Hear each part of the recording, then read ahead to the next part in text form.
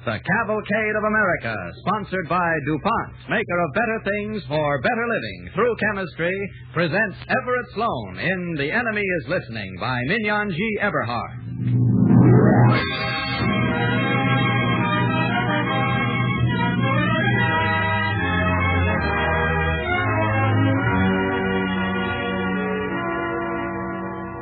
Before we tell you about our play, here's a timely tip on making things do for the duration.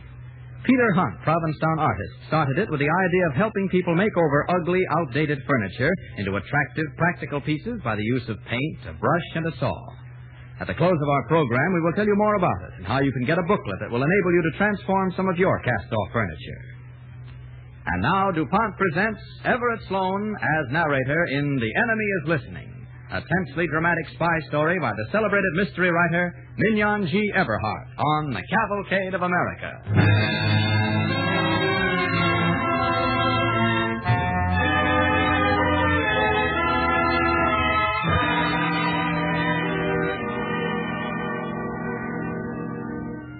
No real American intends to give information to the enemy. And yet, sometimes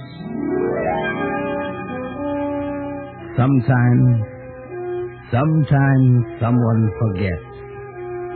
A word overheard and repeated. A small fact passed on to someone else may mean little to you. It may mean nothing to the person to whom you repeat it. But the third or the fourth person or the 10th or the 20th may be your enemy. Your enemy. I am waiting for such words. I am listening. Perhaps I can weld a chain of death. A phrase may give me the first link. A word may give me a clue. I may hear it anywhere, on a bus or on the street or on a train. Any train, anywhere. This one happens to be the New York, New Haven, and Hartford, approaching New York. Well, that was 125th Street Station. Won't be long now.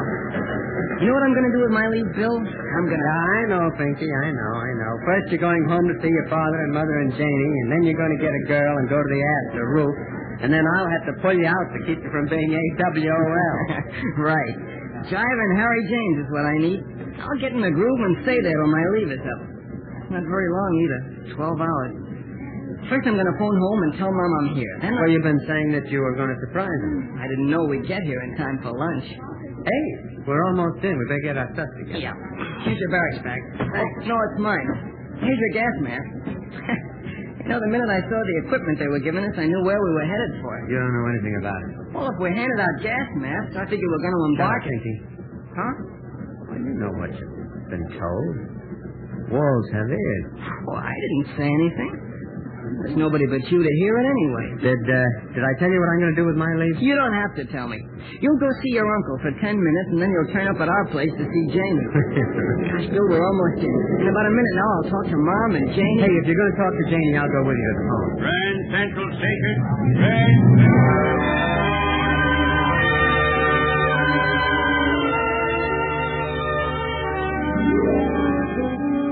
No, Pinky didn't say anything. Neither did Bill. Not really. Besides, I was not there.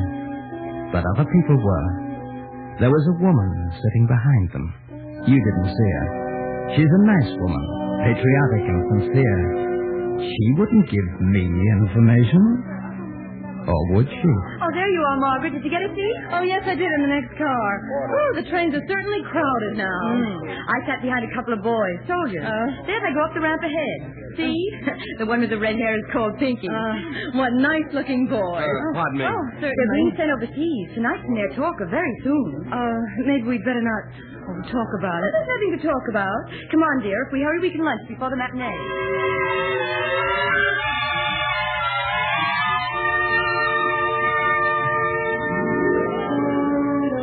So there was nothing to talk about.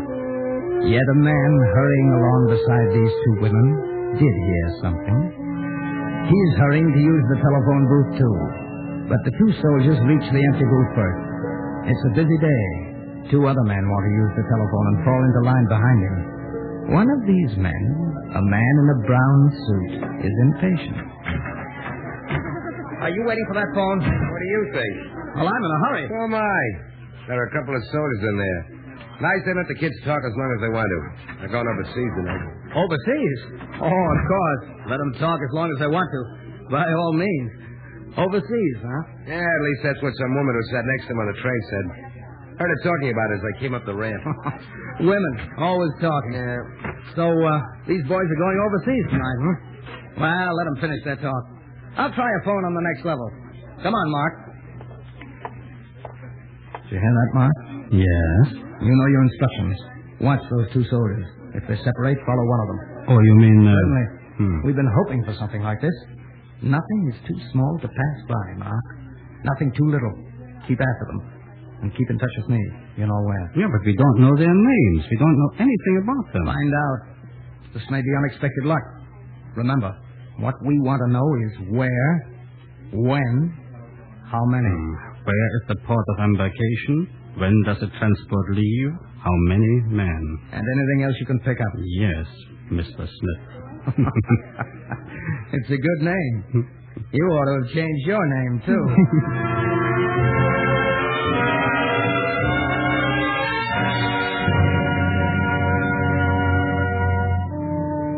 The boys have finished telephoning. They pick up their equipment and walk through the station.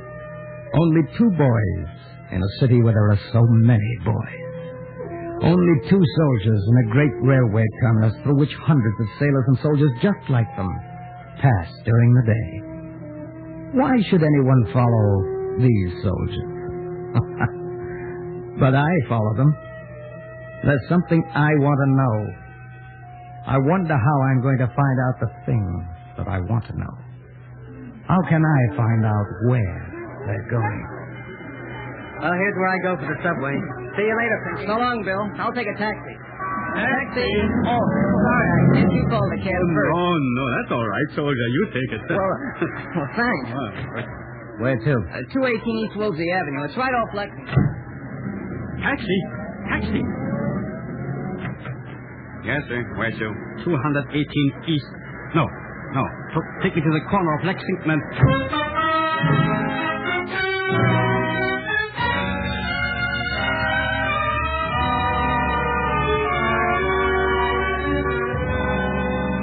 Well, that wasn't very hard. I know this boy's address and his nickname, Pinky. Not much, of course, but perhaps it will help me. Have some more pie, Pinky. Gosh, it's swell, Mom. I was never so surprised in all my life. Well, you've said that 100 times, Mother. Why, Janie, are you listening? I thought all you had ears for was the doorbell. Bill won't be here for an hour or so. Feels like another son to me. I wish his mother could have lived to see him now. We used to take all three of the children out in the park, and everybody said... Everybody said what dreadful children. Why, they did not. I'm glad you and Bill are in the same company. Division. Bill's in artillery. Well, anyway, you are together, aren't you? So far. I didn't want to ask you, son, but when do you... How long will you be home, son? I've got, 12 hours. I didn't think it would be so soon. I wish Bill would come.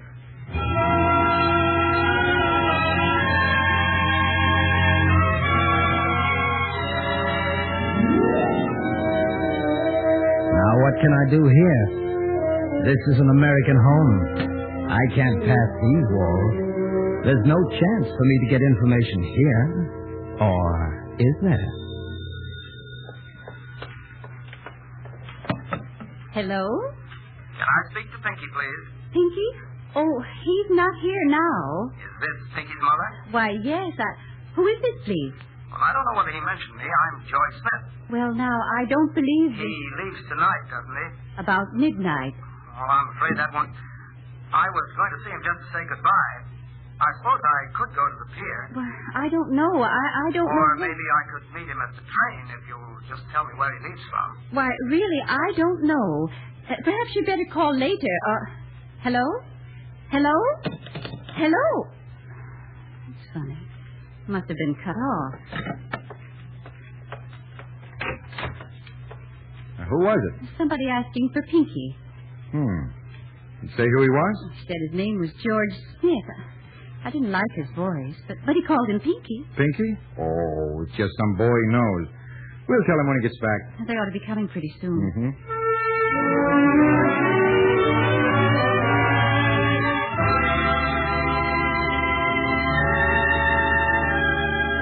He called him Pinky, so it must have been a friend of Pinky. Perhaps. But Pinky wasn't there to say. Pinky was out dancing.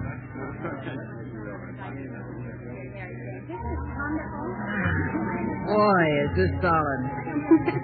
But I didn't want to do it. Having a good time, Sally? Oh, it's wonderful. Wish we could listen to that band forever. Hey, Janie, let's dance. All right, Bill. Let's dance over toward that balcony. Oh, it's grand to dance with you again, Bill. Now, we've always danced together. Ever since we were kids. Only I didn't know then. Know what, Bill? Something Oh, here's the balcony. Let's go out, huh? All right. Cold? No. It's funny to see New York like this. So few lights. Sometime it'll be bright and gay again. Sometime maybe soon.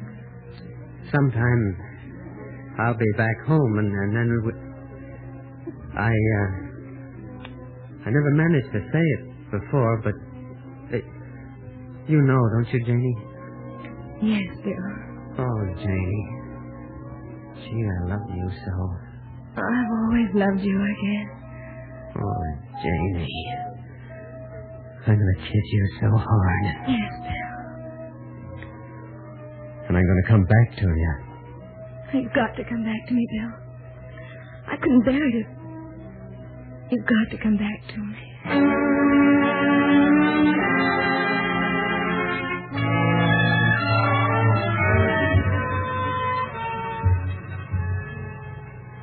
Charming, wasn't it? A boy and a girl on a balcony above a city of 10 million people. Are they important? Yes, to each other. They think they should have life together, and love, and happiness. But there's a war. There's an enemy listening. I am here. And a dozen stories below, a man is waiting.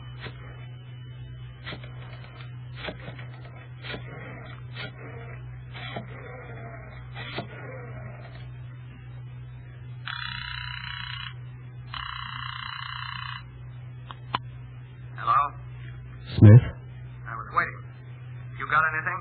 No, not yet. Where are you? Watching the elevators. They're still dancing. They'll be coming down soon. The boy's mother expects them to return about midnight. Remember? I remember. When, where, how many?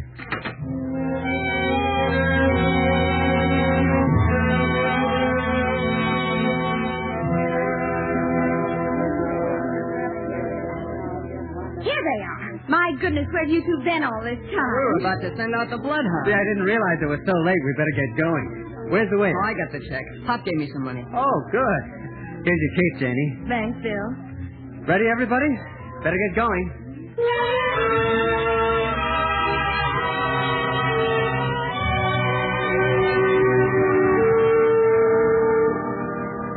My goodness, it's dark. And raining. Well, we'll get a taxi. Brian, do. Oh, there's the doorman. Taxi? Well, I'm pretty scarce on a rainy night. I'll whistle, though. Oh, there's one right here. I didn't see it. No, Sally, that's a private car. No, it isn't. It's a taxi. The driver's opening the door, and see, there's a taxi sign. Yeah, I guess you're right. You better take it quick. Come on. If it's raining in, I'll put up the window. That's okay. Where to, sir?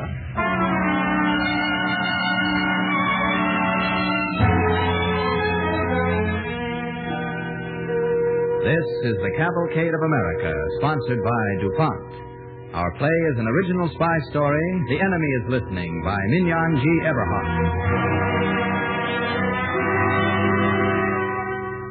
As the play continues, Mr. X, the enemy agent, played by Everett Sloan, is linking bits of information together. Information that may mean sudden death to American soldiers.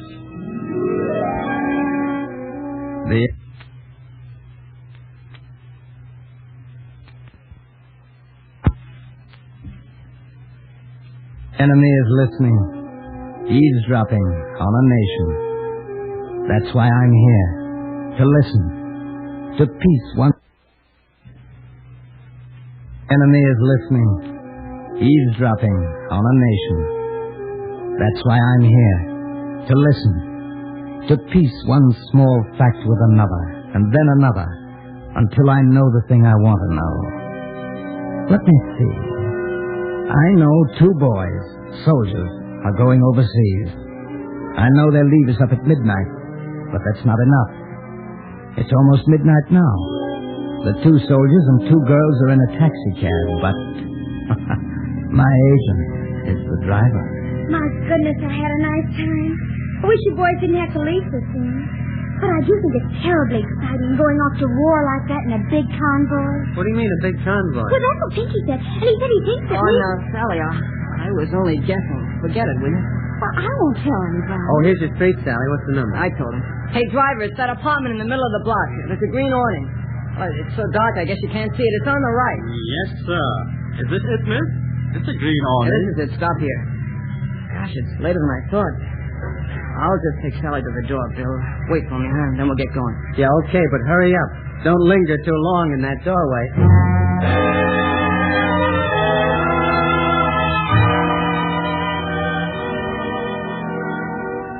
Time is going faster now, minute by minute. Not much time before Bill and Pinky must be wherever they're supposed to be. And not much time for me.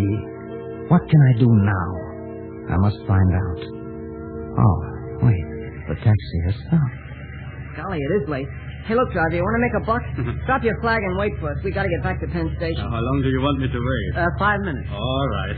I'll be in the coffee pot there in the corner.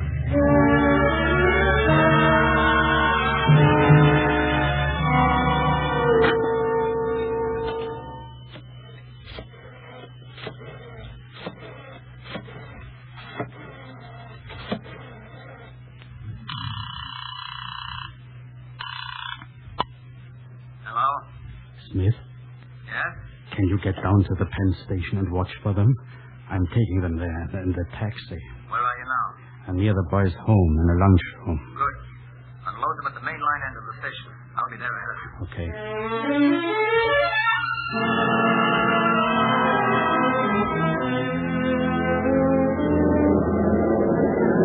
Hi. I beg your pardon. I'm afraid I missed my train.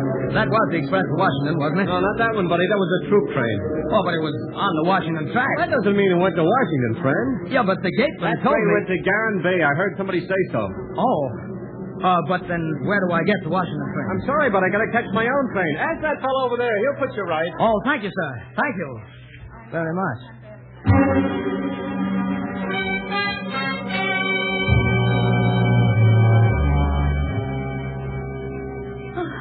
Do try to sleep, Mother. Are you awake, too? Mm-hmm. I wonder where the boys are now. You know, it's queer, but I keep thinking there was something I meant to tell Pinky. Well, there wasn't much time to tell them anything. I can't think what. Oh, yes, I know. It was about his friend, the one that telephoned. Oh. You know, I never thought of it again. Neither did I. Oh, well, it probably wasn't important.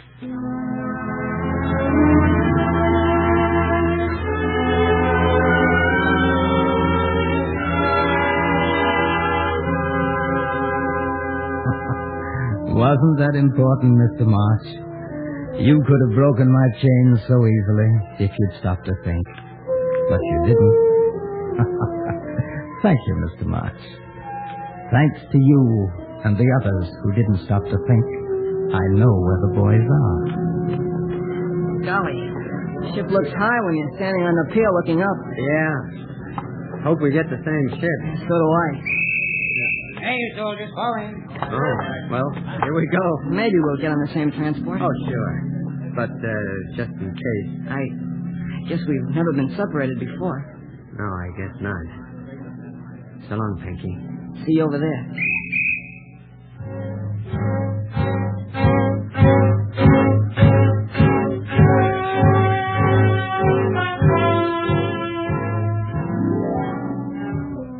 Long lines of soldiers marching along a pier.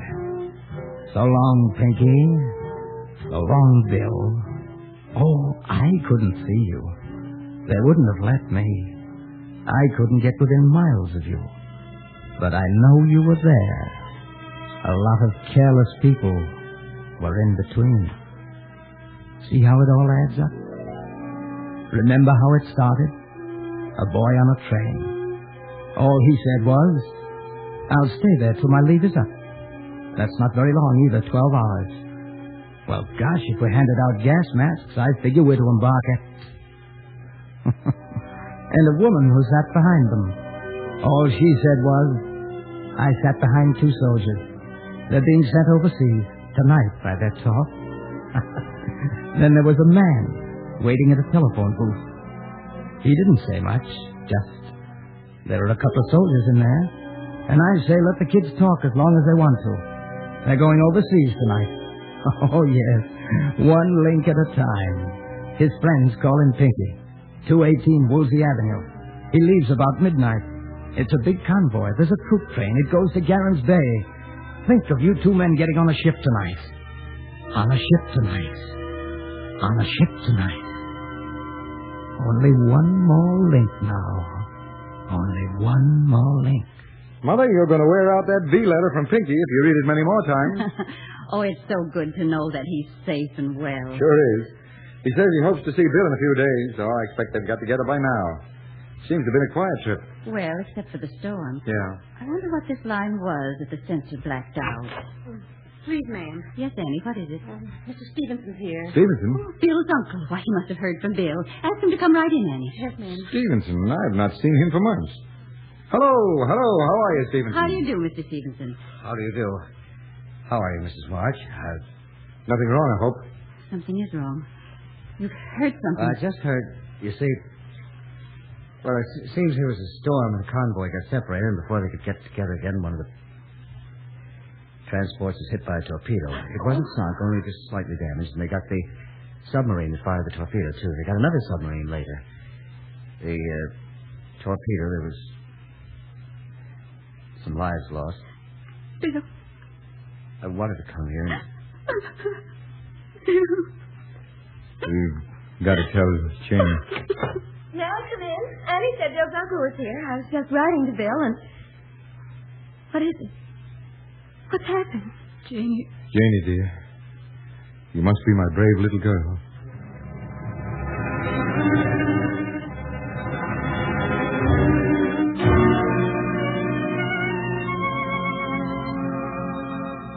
See how simple it all was? How easy? Yet these people could have stopped it. How lucky for me that they didn't. They were all nice people, too. Ordinary, everyday people. Not one of them would have told me anything if they'd known I was listening. Well, that chain is finished. But I wonder. Let me see. Can I find another chain beginning anywhere? I must listen. To the man on the bus. The woman going shopping. I must listen to you. And you. And you.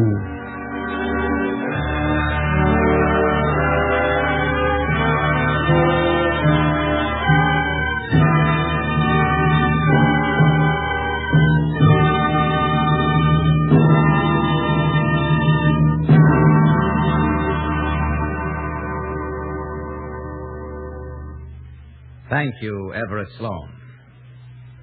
Before Mr. Sloan returns to the microphone, we want to tell you a story of practical wartime thrift. Thrift with fun. The story begins at the very tip of Cape Cod in the quaint old village of Provincetown. For years, actors, writers, and artists have made it their summer playground. One of those artists is named Peter Hunt. Well, Peter Hunt owns a shop called the Peasant Village. There for years he has taken old, outdated furniture, much of it just plain junk, and with a screwdriver and saw and a little paint and his own keen sense of design and good humor, turned it into new furniture. Furniture that style-conscious homeowners are proud to have in their homes. A picture frame may become a coffee table. A battered bureau may become a charming chest for bedroom or hall. Doesn't matter if the piece is marred or ugly. Some of the worst atrocities in your attic. That horrible hat rack, for instance, that looks like a charging water buffalo and used to scare little Johnny half out of his wits. Some of the very ugliest pieces, painted according to Peter Hunt's suggestions, come out best of all. They find new charm in clean, brilliant full color or subtle pastels, decorated with leaves and flowers, carrying mottos in old-fashioned script or in your own handwriting. Decorators have found in Peter Hunt's gay, amusing furniture a style reminiscent of the peasant furniture of Switzerland and Sweden. DuPont finds something truly American in it. Yankee thrift in the New England tradition brought down to 1943. War year, when thrift means more war bonds, more tanks, more planes and guns.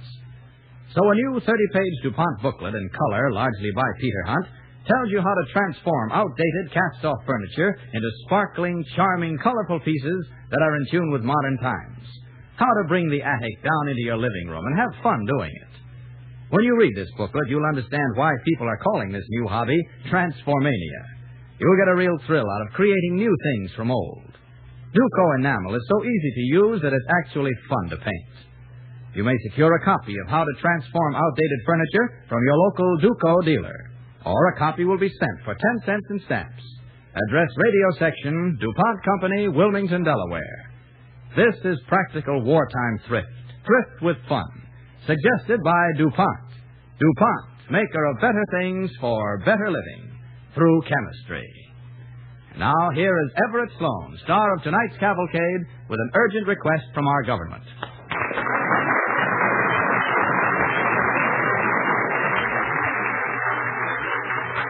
The government has asked us to call your attention to a serious situation. We are short 9 million pounds a month of the kitchen fats and greases needed to keep fat reserves at a safe level.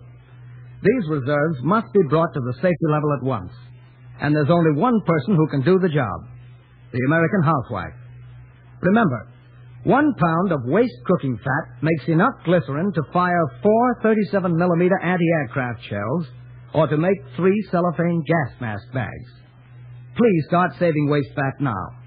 Just pour it into a clean can, store it in a cool place, and turn it into your meat dealer the minute the can is full. Start saving fats now. Turn them in promptly.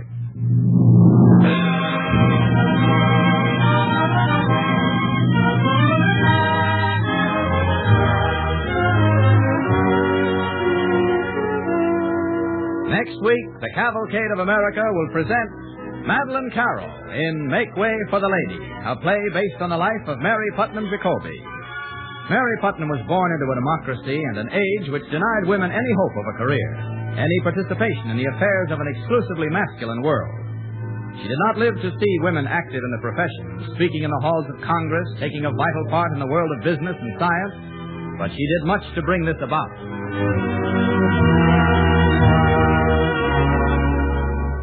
Be with us again next week when Cavalcade presents Madeline Carroll in Make Way for the Lady. The orchestra and musical score tonight were under the direction of Don Voorhees. This is Clayton Collier sending best wishes from Cavalcade sponsor, the DuPont Company of Wilmington, Delaware.